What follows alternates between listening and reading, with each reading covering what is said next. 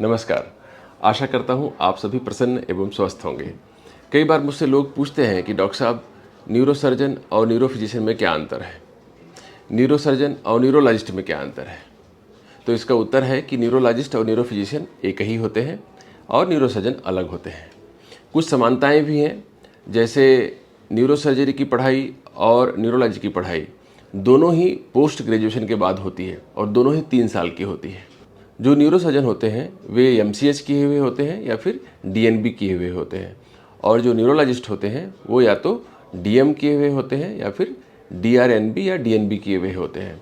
तो ये दोनों ही कोर्स 3-3 साल के होते हैं, जो कि एमडी के बाद या फिर एमएस के बाद किए जाते हैं।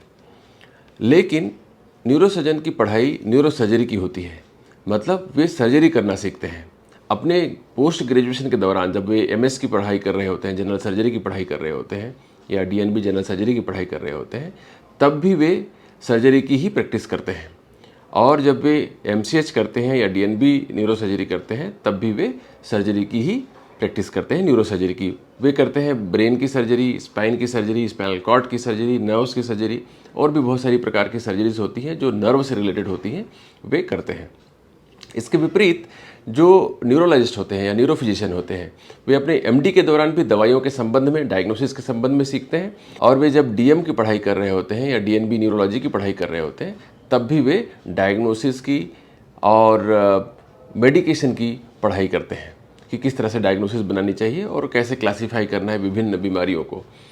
तो जो बीमारियां दवाइयों से ठीक हो सकती है, उन बीमारियों के बारे में न्यूरोफिजिशियन पढ़ते हैं, और जो बीमारियां सर्जरी के द्वारा ही ठीक होती हैं, उन बीमारियों के बारे में न्यूरोसर्जन पढ़ते हैं।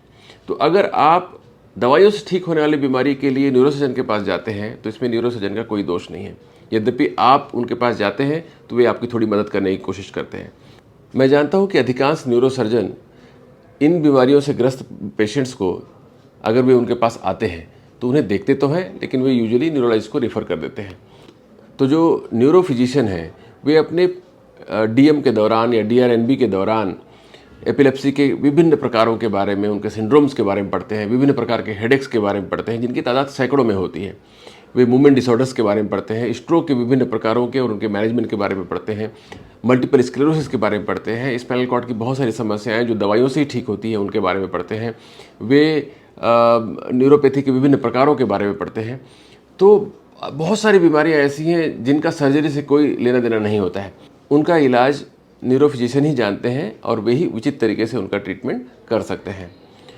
जबकि सर्जरी के बारे में, न्यूरोसर्जरी के बारे में न्यूरोसर्जन ही एकमात्र विकल्प होते हैं। इसके अलावा मैं एकाध न्यूरोसर्जन को जानता हूं जो अपने नाम के सामने न्यूरोलॉजिस्ट एवं न्यूरोसर्जन लिखते हैं।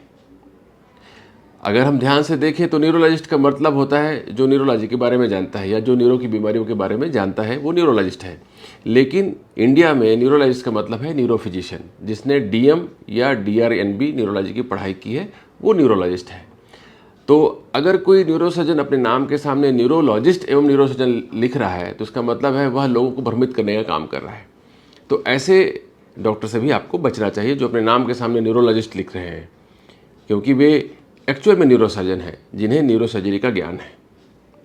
तो कहने का कुल मतलब यह है कि न्यूरोफिजिशियन का और न्यूरोसर्जन का अपना अपना महत्व है, और आपको जब कोई बीमारी हो न्यूरो से संबंधित, तो अपने डॉक्टर का चयन सोच समझकर करना चाहिए, ताकि आपको सही इलाज सही समय पर मिल सके और आप गलत डॉक्टर के पास जाकर बहुत देर तक, बहुत समय तक परेशान ना होते रहें। इससे आपका धन और समय दोनों बचेगा और आप उचित उपचार सही समय पर प्राप्त कर सकेंगे। बहुत बहुत धन्यवाद।